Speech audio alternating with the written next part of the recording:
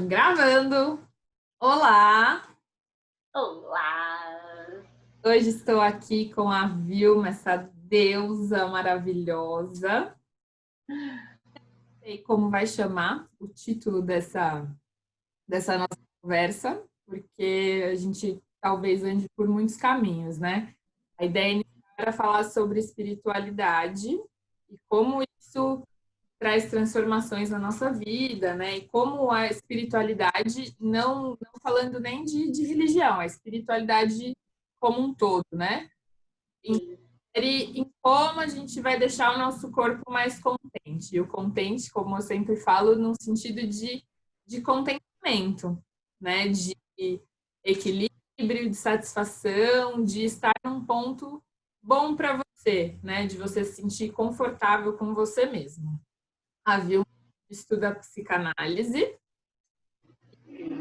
passou por muitas coisas nessa vida, né? Tem muito, eu acho que ela tem bastante coisa para a gente. Então, aqui, vamos começar. Quero que você conte um pouquinho para a gente, fale um pouquinho, na verdade, o que você acha que é a espiritualidade. E aí você pode, quem sabe, contar um pouco da sua história, né, de onde você veio em questões religiosas e até hoje o que você entende por espiritualidade. Boa noite. Meu nome é Vilma, tenho 34 anos e vamos falar sobre espiritualidade. Bom, hoje o meu conceito de espiritualidade é autoconhecimento. Ele já foi várias coisas. Já foi esconderijo, já foi método de autoaceitação, de se expor para ser aceita, do famoso politicamente correto, viver do politicamente correto. E hoje eu entendo que é uma ferramenta muito grande para a gente olhar para dentro e entender o nosso pertencimento ao todo. Eu sou, minha origem religiosa é de uma família muito católica, muito fervorosa, muito com os dois pés dentro da Igreja Católica. E foi assim que eu vivi minha adolescência até os meus 21, 22 anos, que eu me sentia diferente.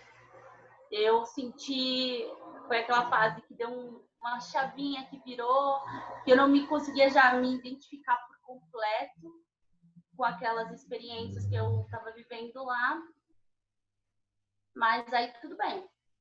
Eu me afastei um pouco da participação, mas não das minhas crenças. Aonde eu estava, eu levava as minhas crenças e é isso que sempre me apoiou. E hoje eu tenho consciência que energia atrai energia, mas eu sempre coloquei muito isso a critério de que Deus me ajudou muito, colocou pessoas incríveis à minha volta, que proporcionou experiências maravilhosas. E dentro desse critério de feeling, de sentir a energia das pessoas e ver que são pessoas bacanas, eu fui me permitindo. Me permiti a muitas experiências. Sim, e você acabou de falar muitas das coisas que eu já conversei aqui, né? Você falou que é autoconhecimento, né? A espiritualidade. Então, a gente já falou muito disso, de ser de autoconhecimento, quando a gente quando a gente falou de saúde, quando a gente falou de Theta Healing, até da euritmia, que foi um outro tema que a gente já abordou, tudo foi de olhar para dentro. E é por aí, né? Por aí o conceito desse projeto de te cutucar, te provocar a olhar para você e ver com o que você se identifica, né? Isso é muito legal. E outra coisa que você disse foi de se permitir, né? Eu acho que quando a gente se permite, a gente abre um leque para entrar em várias portinhas de conhecimento, né? Quanto mais a gente conhece, mais a gente sabe que a gente não conhece nada, né? E é uma porta Exato. atrás da outra que vão abrindo os nossos caminhos, né? E a gente vai conhecendo mais tanto o mundo exterior quanto o mundo interior. Isso é muito. Sim. E fala um pouquinho, Vi. Fala, pode falar. Não, a parte do permita-se, assim, eu só queria enfatizar que a segurança das pessoas com quem eu me permiti foi primordial para eu poder ter acesso, assim, um acesso benéfico para tudo que eu tive acesso, Sim. né? Porque a gente não nasce sabendo. E eu, particularmente, aprendo muito com as pessoas que estão à minha volta, tanto de bom quanto de ruim. Eu aprendo muito, absorvo muito, sou muito grata por ter pessoas muito diferentes, uma diversidade de pessoas à minha volta.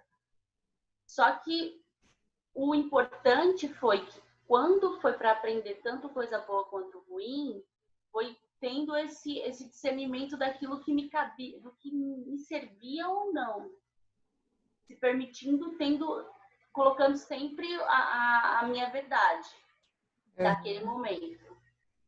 Sim. E me fala uma coisa que um pouquinho, né?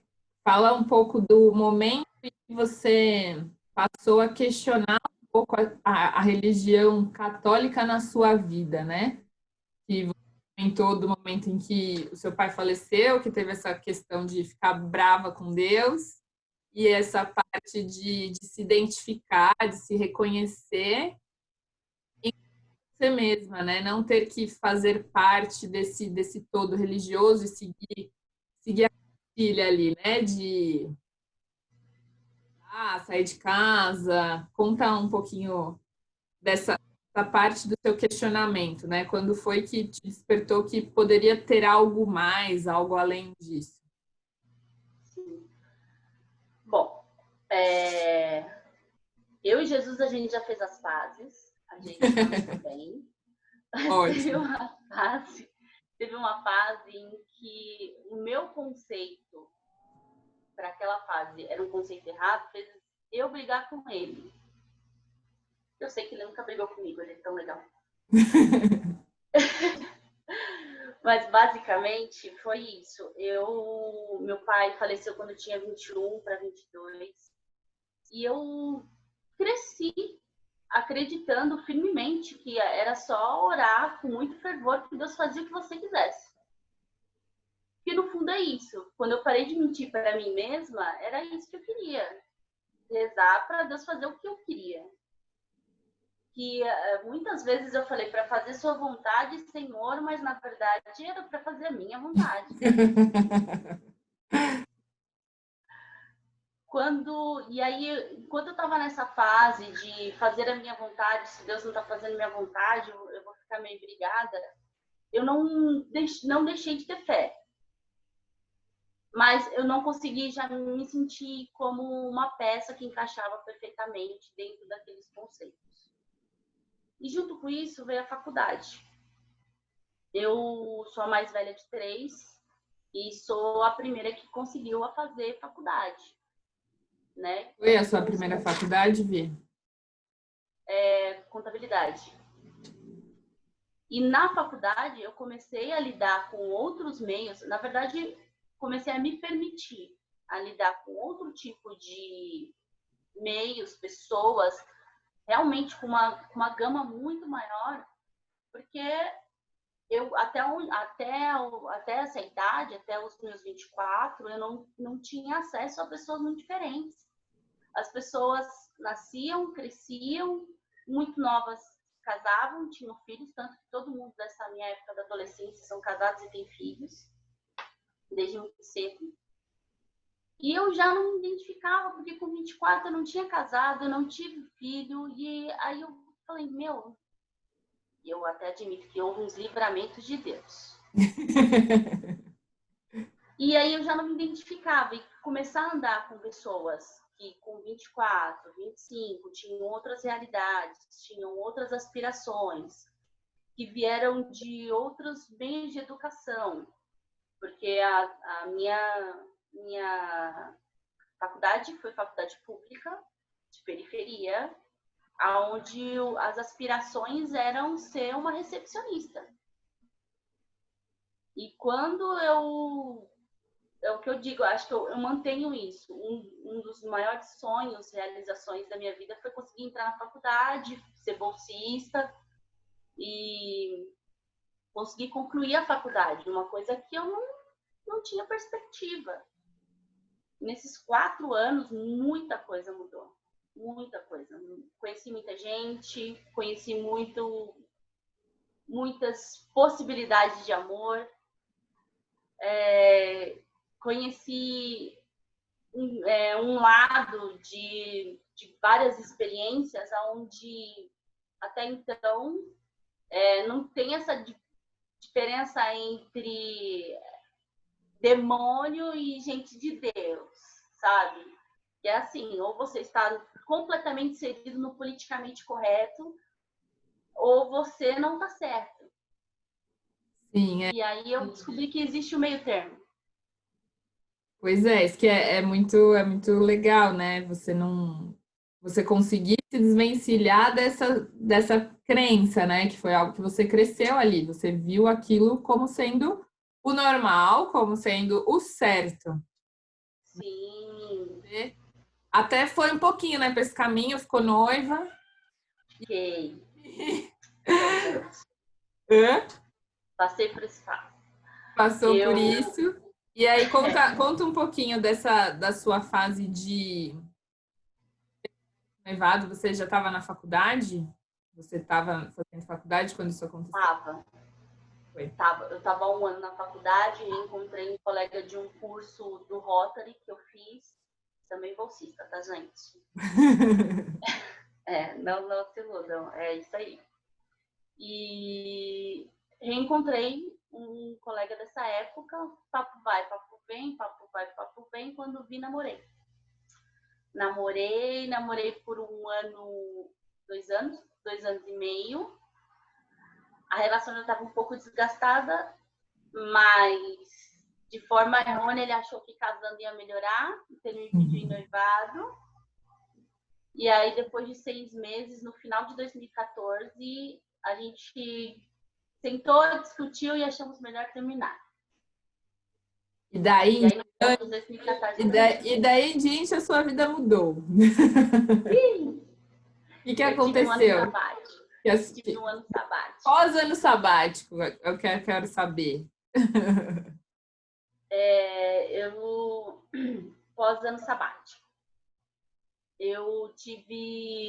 Comecei a andar com pessoas da minha faixa etária, que também eram solteiras, mas todas, a maioria LGBT.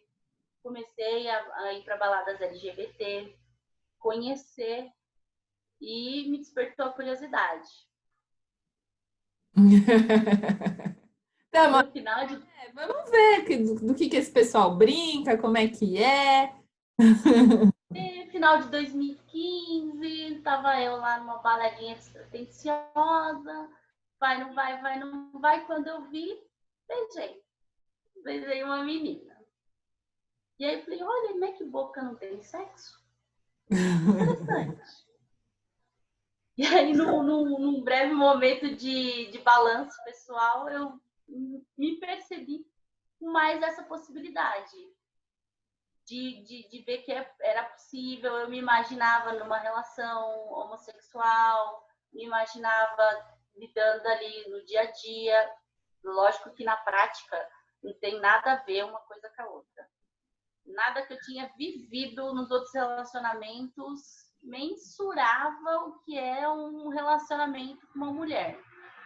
Mas, naquele primeiro momento ali, eu achei que dava pé. E conta um pouquinho do que você pode falar um pouco sobre o que essa questão da sua sexualidade afetou na sua relação com a religião católica, né? Que você passou também a ver outras possibilidades e fala, e aí vindo desse caminho, né? De perceber que a aceitação ou não da parte católica quanto à sexualidade, quanto à homossexualidade, quanto à diversidade, né, no caso. E depois que você conheceu a sua esposa, o que começou a acontecer aí? O que você começou a ver nesse mundo? Bom, eu fui criada no meio onde não permitia esse olhar para o lado. Também não tem histórico de gays na minha família. Nem por parte de pai, nem por parte de mãe. Um primo que surgiu do nada se assumindo, não tem. Então eu não tinha referência. E aí... Você virou a referência, Vi. Eu virei a referência. Aquele negócio de, se não tem... Todo mundo tem um primo ou uma prima gay. Se não tem, é porque é você. Já que ninguém ocupou, eu fui lá e falei, gente, com certeza sou eu. Me escolhe. Mas continua. Aí, no comecinho de 2016, eu já estava nessa da mente aberta, lá em cima do muro, sou bi, tá tudo bem. E aí teve o carnaval de 2016 em São Luís. E eu conheci, reencontrei. Eu e a Aline, a gente já se conhecia por amigos em comum. E só que aí eu tive que ver o meu pedaço de vida hétera ainda, um tempo, e ela teve que viver o tempo de vida dela, que ela morou fora durante um ano. E aí, em 2016, quando ela voltou praticamente direto no carnaval. E foi quando eu já estava super aberta. Falei assim, opa, tô tranquila com isso. Já tive um tempo aqui para me aceitar. E não começa de fora, né? É de dentro para fora. Eu tive que me aceitar na possibilidade de me relacionar com uma mulher. Me aceitei. Falei, opa, possível. Vou trabalhar nisso aqui. E aí a gente se encontrou. A gente começou a ficar, e aí em abril de 2016 a gente começou a namorar. E a origem que eu tenho, né, minha família não tem experiência alguma com isso, então eu fiquei um pouco apreensiva, passei um tempinho aí, deu um gap de uns 2 anos para eu conseguir falar para minha família, gente, eu tô namorando, já faz 2 anos e é uma mulher. Passei um trem, mas consegui. Hoje, a parte da família que importa sabe, o resto, por questão da minha mãe, que ainda não tá, sabe, 100% confortável, ela só quer saber que eu seja feliz, e é isso que importa, mas não tá confortável. Então, aberto mesmo é com uma parte que importa da família, que é a família com quem eu cresci. E aí a gente namorou durante 3 anos e estamos caminhando para o 4º ano juntas e quase 1 ano casadas. E aí nesse meio termo, o quê? Nesse meio termo, eu comecei a viver uma relação completamente diferente, aonde eu não tenho que prestar contas para a pessoa com quem eu estou me relacionando. Eu descobri que eu vivi alguns relacionamentos abusivos em vários aspectos, que eu também me deixei tentar encaixar num quadrado que não me servia, de uma pessoa que tem que justificar cada passo que dá e que grande parte das coisas podia se resolver com sexo. E eu descobri uma ferramenta chamada diálogo, maravilhosa. E aí eu comecei nesse mundo maravilhoso que é me relacionar com uma mulher. No final de 2016, eu já querendo morar sozinha, não conseguindo, não tendo essa força, ela me apoiou e aí eu comecei a morar sozinha. Olha só, deixa eu fazer uma pausa, né? Quanta coisa que vamos falar muito essa palavra hoje, acho, de se permitir, né? O quanto você descobriu que talvez você descobriu depois que você não estava bem, que você não tinha um relacionamento saudável. Isso é muito maluco, acho até é um alerta, né, para as pessoas. E às vezes não é normal você ter um relacionamento em que a pessoa é extremamente ciumenta, tem que dar satisfações de tudo, Sim. tem uma conversa, né? O diálogo é realmente muito importante. Acho esse ponto que você tocou muito legal, assim, né? Para que a gente possa ser uma luz para alguém que está achando que isso é normal, e não é, Não é né? normal. E você não Não precisa é se que você pensa, descobrir né? gay para entender Sim. isso, tá? Não é uma regra. Você pode. Não é. Deu certo comigo, não significa que vai ser a mesma coisa. Não é É, assim. mas Mas um porque eu de achei atenção, a né? pessoa certa. Sim, Porque existem relacionamentos abusivos em qualquer formato de relação. exato. Mas eu achei a pessoa que me trouxe uma realidade totalmente diferente da que eu estava vivendo. Me tirou desse quadradinho, onde eu tinha que me encaixar, onde eu sentia que precisava de autorização, de afirmação dessa outra pessoa para tudo. Para me sentir inteligente, para me sentir bonita, para me sentir mulher. E outra coisa importante que eu descobri nesse meio, que não é o fato de eu ter terminado a relação, ela não ter dado a primeira palavra, o primeiro passo para terminar, não significa que eu não foi um relacionamento abusivo. Foi porque eu parte a me permitir, mas a pessoa esgotou vários âmbitos psicológicos que não precisava, não era necessário chegar naquilo. Chegar naquele desgaste emocional, psíquico, não era necessário. E o que veio a seguir na relação e também na vida, nas experiências que eu tive com outros meios de espiritualidade, foi me mostrando o quanto é palpável essa necessidade de você ter se conhecer. O quanto eu migrei eu digo assim, né, que de um determinado momento para frente, eu era um desenho animado e eu comecei a virar gente. Comecei a quebrar um monte de crença limitante. E grandes coisas me mostraram isso, como, por exemplo, morar sozinho. Descobrir o que eu sou boa e o que eu não sou boa, o que eu gosto, o que eu não gosto de fazer por mim. O que eu vou deixar de ter se eu não fizer por mim? Eu acho que é uma experiência libertadora, todo mundo devia passar por isso, nem que se fosse um aninho ali, ó, tranquilo.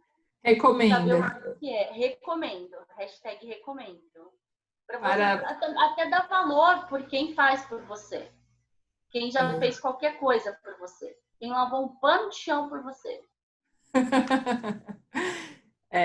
E aí vocês tiveram né, antes de casar, esse momento de que você foi morar sozinha.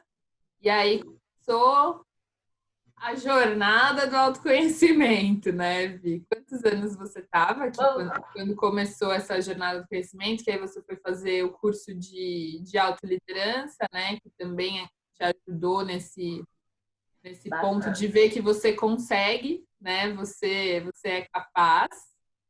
E depois conta um pouquinho, ó, você estava me contando, né, da espiritualidade da Aline, como o contato dela com a espiritualidade.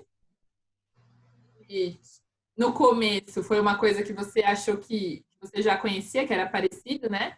Com as sensações que você tinha na igreja, né? Naquele grupo que depois fala o nome que eu esqueci, no grupo da igreja.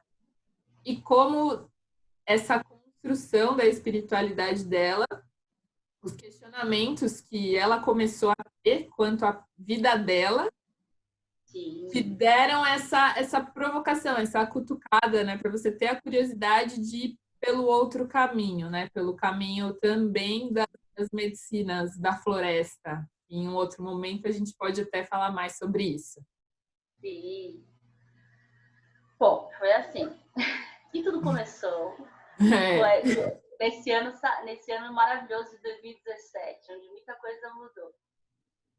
Em 2017 foi o ano que eu morei todinho sozinha. Eu me mudei no comecinho do ano e eu estava tendo que lidar com a experiência de ter que ser autossuficiente financeiramente. Só queria deixar um ponto muito legal, que assim, eu acho que é uma das coisas que eu admiro muito assim, no meu relacionamento, na Aline, é que a gente podia ter morado juntas ali. Porque eu estava disposta, eu tinha lá um pezinho de meia para poder alugar uma casa, e ela estava numa fase que ela estava procurando um espaço para ela também, ela estava se reestabilizando na volta dela do estudo que ela foi fazer. Só que aí ela falou assim, olha, é bom você morar sozinha e tudo bem para mim. E eu falei assim, olha, primeira pessoa da minha família que vai sair de casa que não é para casar. Vamos lá. E foi assim. Mais uma referência, né? Aquela prima, gente, aquela prima que foi morar sozinha, ela é uma desbravadora. Passei meses da minha dos encontros familiares das tias perguntando com quem não estava morando, porque elas não acreditavam que eu estava morando sozinha. Elas não acreditavam. Não rolou isso. Por que isso, gente? Na minha família, todo mundo saiu de casa para casar. Tanto homem quanto mulher. É a minha realidade? Minha realidade. Foi meu primeiro passo. Aí, durante esse período, eu comecei a ter os meus gaps, os meus problemas de insegurança começaram a ficar muito evidentes. Porque, junto com a crença limitante do orgulho que eu estou quebrando pouco a pouco, cada um tem uma coisa para trabalhar nessa vida, né, gente? E eu descobri isso daí. Eu não queria voltar para trás para ficar pedindo ajuda financeira para minha família. Afinal de contas, eu tomei essa decisão de ficar sozinha, né? De me bancar sozinha. E tudo era uma preocupação. Eu tinha muito de endeusar a famosa carteira assinada, sabe? Esse negócio de CLT. E apesar de nunca ter passado por nenhum período muito grande de desemprego na minha vida, eu já fiz de tudo. Já fui desde frentista, babá, até hoje como analista de controller sênior numa multinacional. Então, eu já fiz de tudo. Sem dinheiro, nunca fiquei. Mas, mesmo assim, eu estava com umas inseguranças psíquicas mesmo, que era uma coisa que estava na minha cabeça, que não estava refletido fora dela, e eu precisava trabalhar. E a Aline, conhecendo já o Instituto, ela me indicou um curso de autoliderança maravilhoso. Foi um final de semana incrível. Mudou, porque assim, eu que já me considerava uma pessoa de fácil abertura, eu senti que eu estava indo muito de fora para dentro e sem olhar o de dentro para fora. E foi aí que eu comecei a olhar para dentro. Comecei a entender que eu sou muito mais do que aquilo que o papel estava dizendo. Que a minha área de atuação não é uma área ruim. Eu comecei a entender também as minhas capacidades, que desde um bolo no semáforo, vender bolo no semáforo, até fazer o IR de alguém, é válido. Vai colocar a comida na mesa, e que eu sou capaz para tudo isso, tenho força. Comecei a ver isso. Começar a me aceitar como uma pessoa adulta, independente, que consegue. Também gera aceitação. Tem que se aceitar. Sim. Comecei uma trajetória de me aceitar em vários aspectos que não para até hoje. É um longo caminho, né? Infinito, É assim, um longo caminho. a gente se aceitar e se entender. E aí, depois desse curso, né, que você fez de autoliderança, já também já te despertou para dentro. Foi um acordar, abrir os olhos do interior, né? Sim.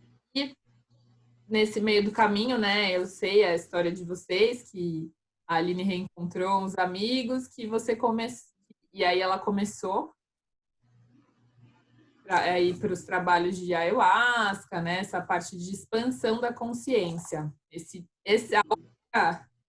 Existe a religião, né, do Santo Daime, o ayahuasca não é uma religião, né, é um trabalho de expansão de consciência que você toma lá a bebida, o chá, né, para que isso aconteça.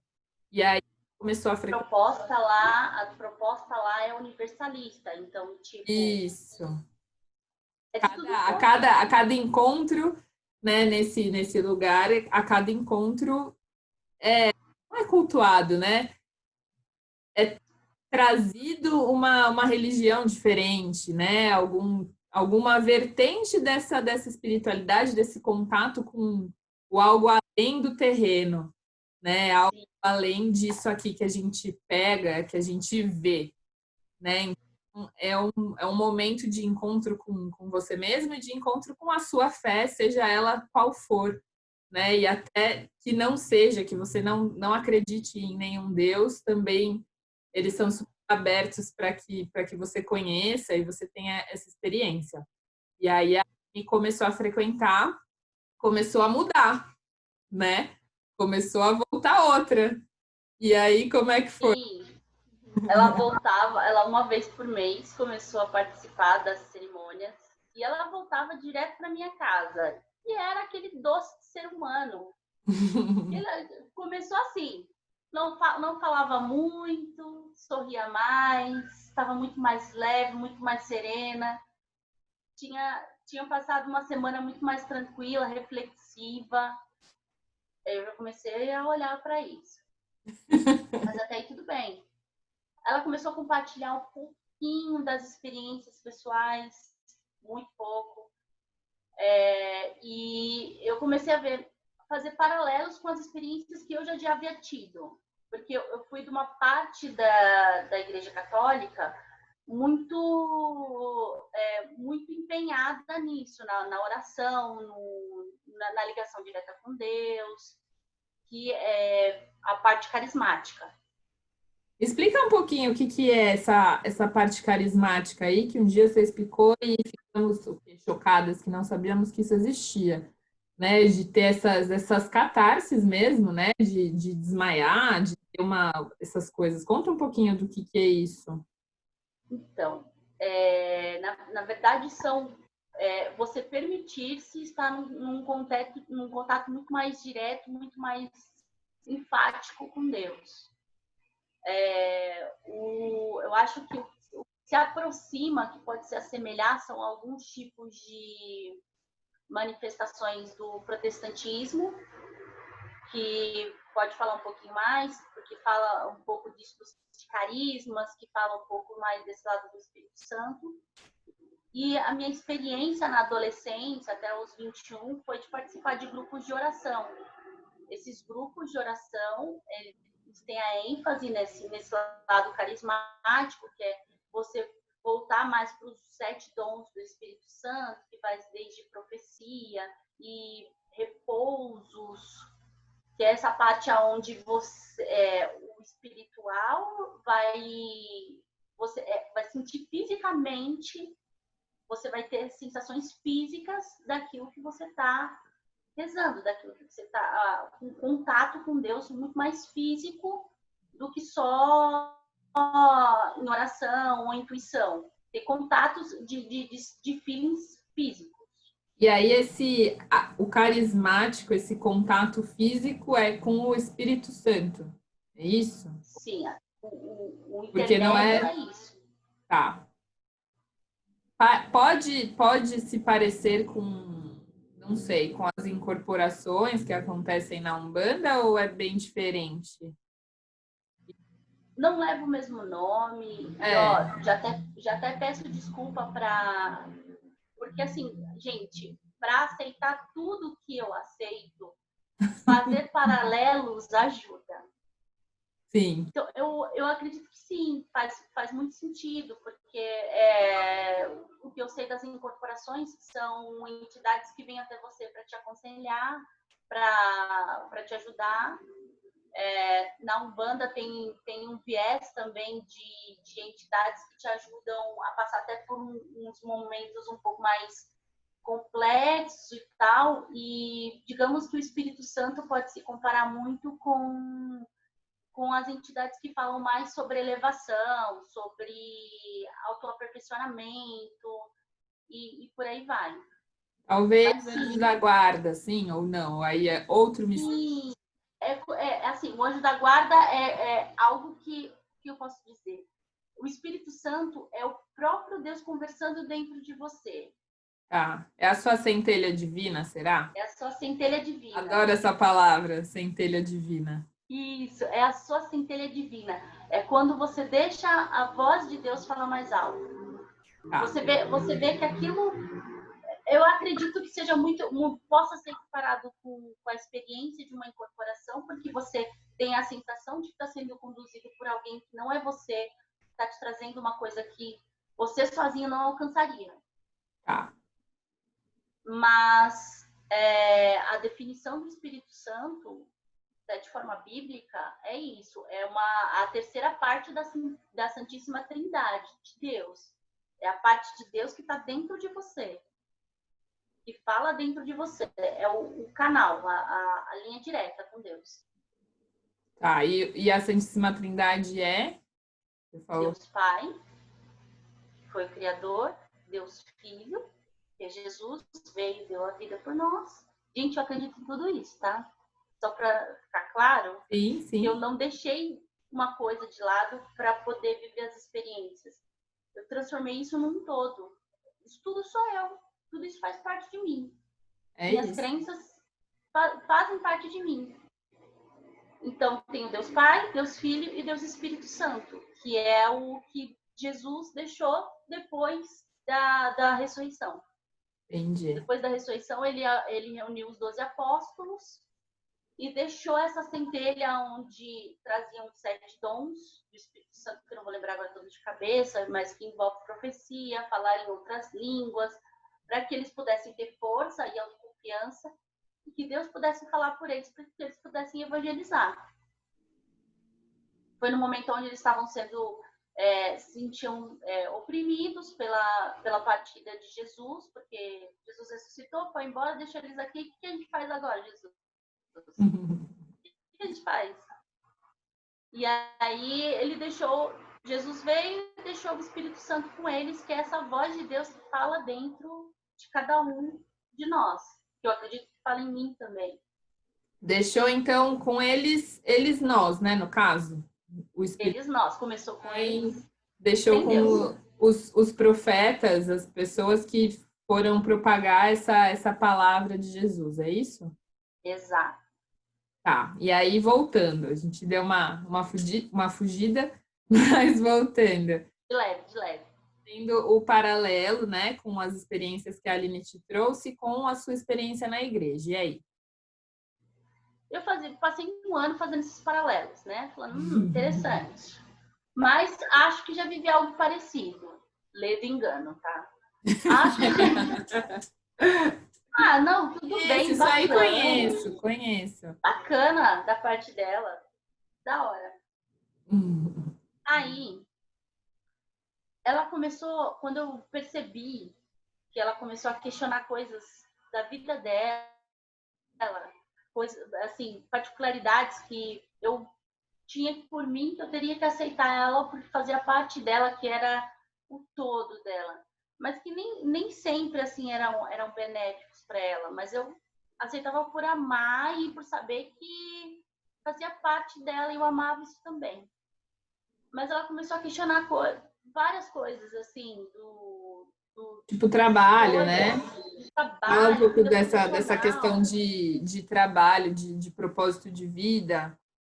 propósito de vida. Ela começou a questionar o propósito de vida, onde ela queria chegar, e foi numa profundidade, assim, linda, e foi intenso.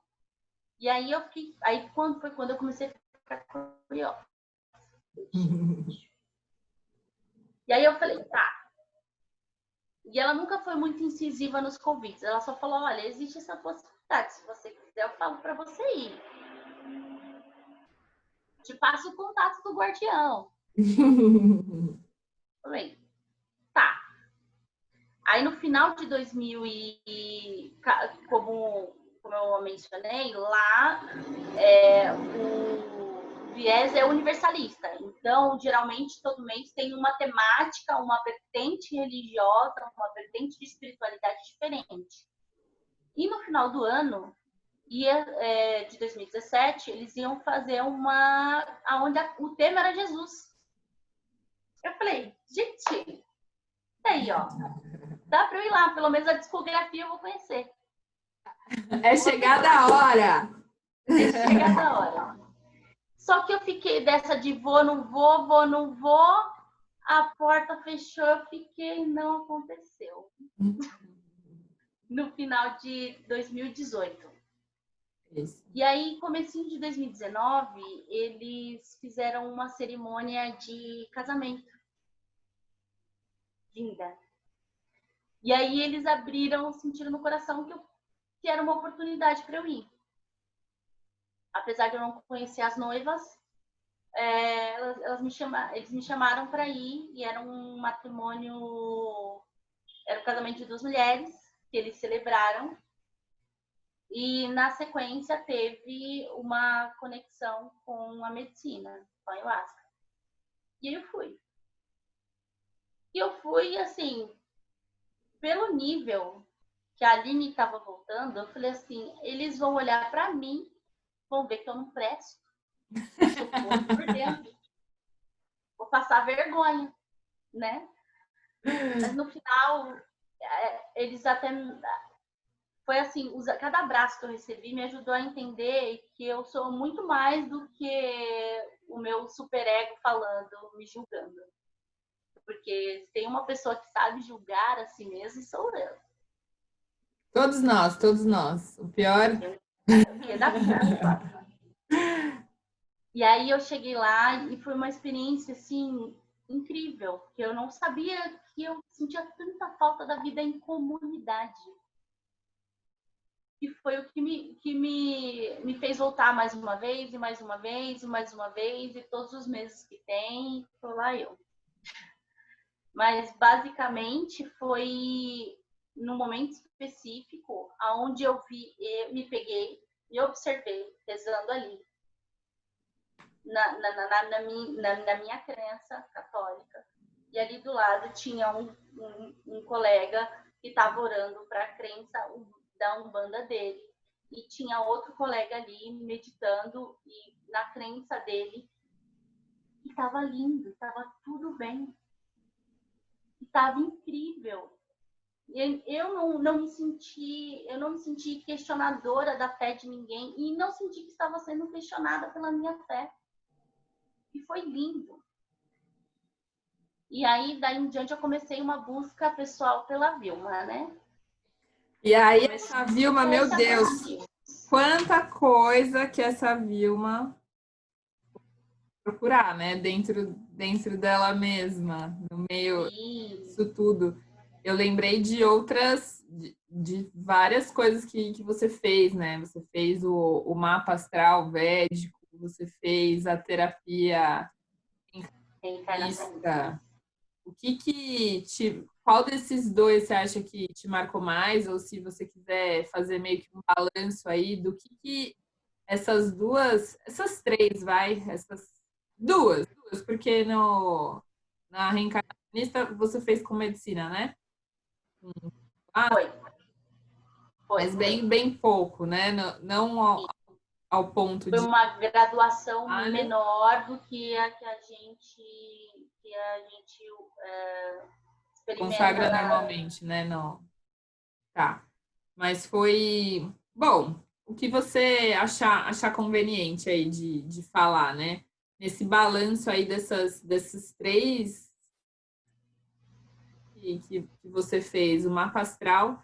Tem gente que não acredita, né, em horóscopo, essas coisas. O mapa natal, né? Tem o mapa astral, o mapa natal, tem várias nomenclaturas, não sei, sou especialista nisso, mas Sim. e fazer esse mapa, esse astral védico, né, que é da cultura Veda, Hindu, Ayurveda, toda essa outra coisa, né, que é uma outra religião,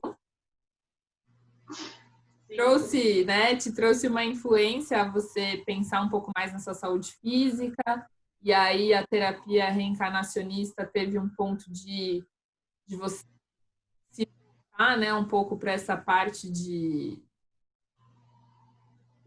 vidas passadas e entender algumas coisas. E como não é nem entender, né, é aceitar, se aceitar mais, né? Eu lembro um pouquinho que você contou. Conta um pouquinho, faz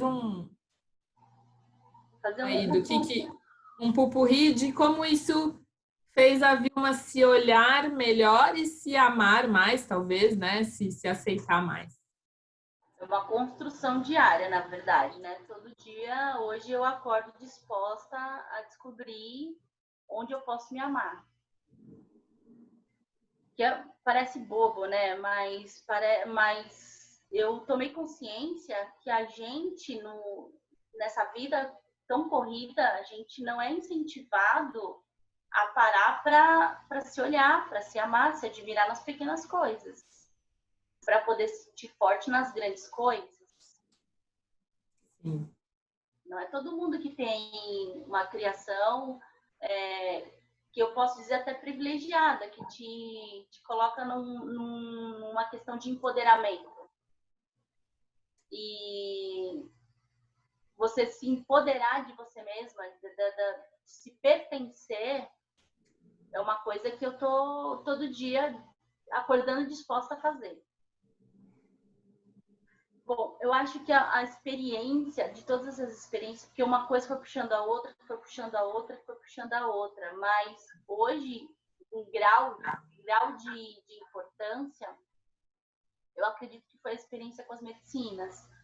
Porque lá me veio o primeiro olhar sobre hábitos alimentares. Por exemplo, faz parte do preparo você não comer carne ou não comer carne vermelha durante a semana que precede a cerimônia. Não beber álcool também. E eu tinha muito de procurar, às vezes, um certo refúgio ali numa biritinha que eu tô comendo. Tinha muito disso. E aí foi quando eu comecei a pensar um pouquinho mais na responsabilidade de escolher o que eu tô comendo. Aí, um ano de experiência com a medicina, eu comecei a repensar se eu estava sendo justa comigo mesma dentro do meu ambiente de trabalho. Eu comecei a questionar se eu pertencia, se eu tinha esse pertencimento para o nível de estresse, porque hoje trabalhar numa empresa, trabalhar no corporativo, exige uma um certo desgaste, que eu não sabia se eu queria esse desgaste, entende? Se isso vinha de encontro com a minha personalidade. E aí eu comecei a questionar isso com as medicinas. Aí no final do ano, eu também, por intermédio da Aline, de pessoas maravilhosas, e nada é por acaso da providência, tiveram experiências com o mapa védico, e aí eu fui fazer o meu mapa védico. Que também me trouxe esse olhar sobre, às vezes, eu tinha muito de tentar me encaixar em certas moldes pré-prontos do mundo. E um deles era o horóscopo de jornal. De jornal. Eu nasci dia 24 de março. Gente, eu não tenho nada a ver com esse ímpeto ariano que tem no jornal. Juro, eu não sou pé na porta, eu peço licença, eu não tenho explosões de aqui e agora, eu tenho um negócio que saiu no meu tempo. Tanto que eu não comecei a faculdade logo depois que eu saí da escola. Eu tive que conseguir bolsa, estudar. Eu não, na adolescência eu não sabia que era possível ficar com menina, que seria tão legal. Lá com 20 e poucos anos, depois dos 25. Enfim, eu não tenho esse imediatismo que estava descrito nos jornais. E aí eu ficava meio perdida com isso também. E o mapa védico, só para dar uma iluminada, que eu achei muito bacana isso, hoje é o cálculo mais próximo, mais real, da angulação que a Terra estava quando você nasceu. Considera tudo bonitinho e é a angulação mais assertiva. E segundo aquela angulação, eu sou de peixes. Aí tudo fez sentido, não foi? Gente, fez sentido! Até o horóscopo do jornal. Começou a fazer sentido. Ai, deixa eu fazer um adendo aqui. Eu também fiz esse mapa, né? E o meu signo não mudou, como a maioria das pessoas, né? Eu sou de touro e continuo sendo de touro. Então, para mim fazia sentido, cara. Às vezes, assim, os horóscopos do jornal, horóscopo terra, olha, fazia muito sentido. Então, continuei ali na minha taurinice, mas pode continuar. Nossa, eu tinha um quê de sempre estar olhando para o outro em análise, entendimento, absorção, aprendizagem. E eu não tinha esse... Gente, eu tô trabalhando para ser líder da minha própria vida. Eu não sei se me cabe esse negócio de liderança de volume, e tudo bem. Mas é isso. Então, tinha algumas coisas que nunca me pertenceram e eu achava isso tranquilo, até porque não era uma crença onde eu tinha firmado ali toda a minha fé. Mas ao fazer o mapa, eu comecei a olhar para âmbitos da minha vida que eu nem fazia ideia, assim, estavam muito esquecidos, sobre os meus instintos, de como eu lido com as pessoas, como eu recebo notícias, como eu recebo as informações que vêm de fora, como eu trabalho as coisas dentro de mim. Me fez olhar para tudo isso, inclusive me preocupar também mais com cuidado, de visitar o médico com certa frequência. Prevenção, né, amore? Saber como é que tá funcionando o corpinho, vai bem, né? Vamos lá perguntar para o profissional? Isso. O Google não vai responder tudo? Não vai. Não vai? E foi também quando eu comecei a tomar iniciativas para cuidar da minha saúde. Eu sempre tive problemas respiratórios. Inclusive, eu precisei operar o nariz, coisa que eu estava negligenciando desde que eu nasci. Né? Um adendo, a Vilma estaria agora estourando seus tímpanos se ela não tivesse operado esse nariz. A pessoa tá até falando mais baixo, então vamos procurar saber, né? Você não dorme direito, você ronca muito, tem vários fatores que às vezes uma cirurgia que não é tão complicada, né? Cirurgia é sempre a gente tem tanta tecnologia, né, da medicina que pode ajudar a gente, por que ficar sofrendo e ficar se martirizando, né? Gente, olha, De mudou minha ouvido que vida. você tinha direto. Qualquer mudança brusca de temperatura, eu tinha dor de ouvido, tinha gripe. Eu operei agora no final de novembro. E, gente, eu escuto muito melhor. Eu tô na fase que eu acho que tá concluindo o término do processo. eu tinha problemas inflamatórios no ouvido constantes, justamente pela má circulação de ventilação nas vias nasais, aqui nessa parte onde tende a acumular secreção, que causa sinusite. Nas têmporas, né? Essa parte assim da testa e tal. Têmporas. E aí Não eu sei se é fiquei têmporas, gripada. você está falando errado, mas é aqui na testa. Para quem está só ouvindo, né? Claro. Tem a parte da testa, Silos, nariz. os silos nasais aqui. Isso. E aí eu tinha sérios problemas que ocasionava também em uma ventilação nos ouvidos. Eu tinha dor de ouvido constante. Então, mesmo depois de fazer o tratamento da rinite, o médico viu que era melhor operar. E depois que eu operei, eu me escuto. Eu não me escutava, gente. É bizarro. E tudo isso por causa, assim, um conselho do astral, né? Vamos se cuidar para a gente não sofrer um desencarne repentino? Não que esse seria não que isso será a causa da minha morte, sabe, gente? Problemas respiratórios. E eu tô fazendo a quarentena direitinho. Mas foi o primeiro passo, que era uma coisa que me incomodava muito. Eu sempre dormi muito mal, roncava a noite toda.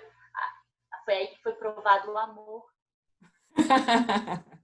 O casamento não acabou por causa do ronco.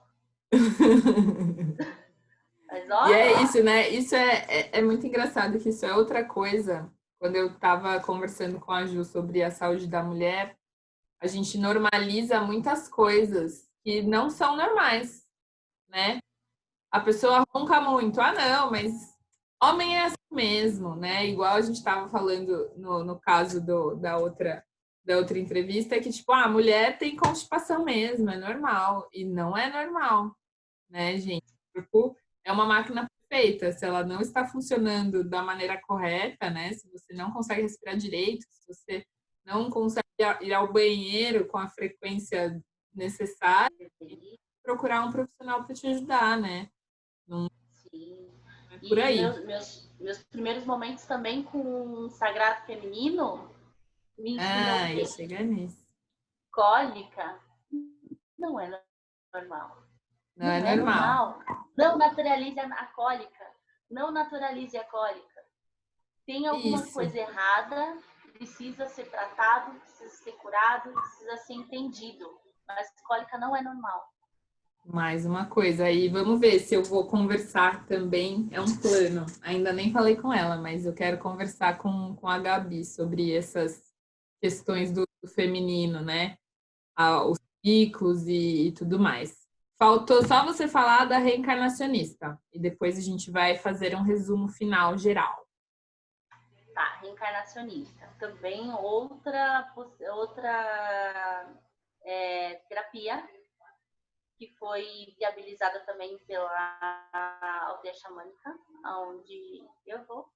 Lá achei meu território de comum unidade, onde tem muita gente que é gente como a gente, que está disposta a se melhorar todos os dias.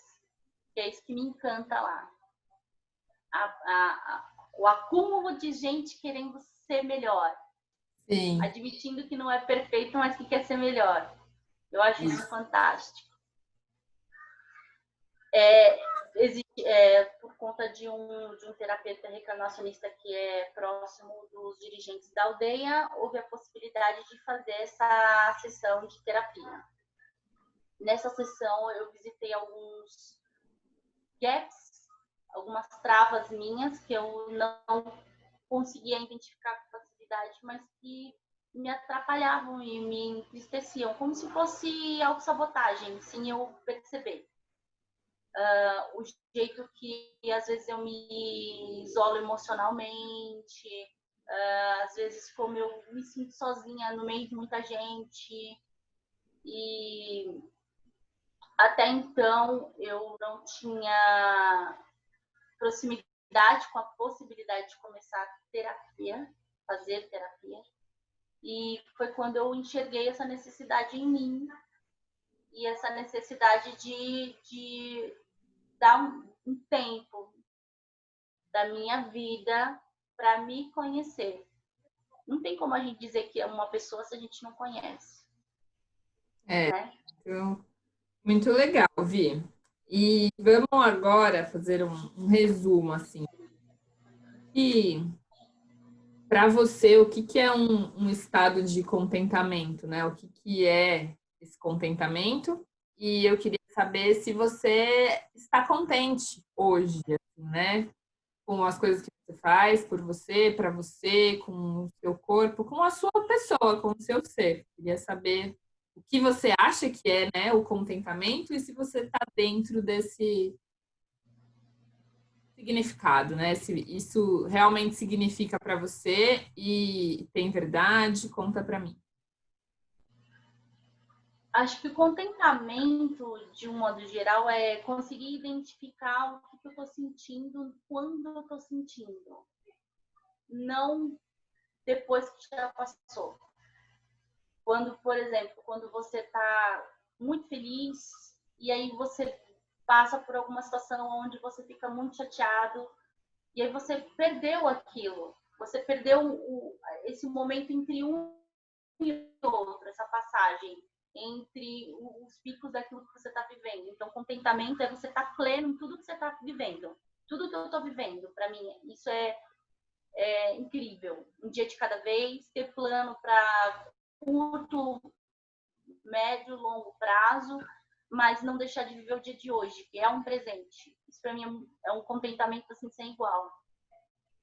Conseguir fazer uma lista de coisas que eu gosto em mim e uma lista de coisas que eu preciso melhorar em mim. Que maravilhoso. Gente, o que seria da gente se a gente fosse perfeito? Que graça tem?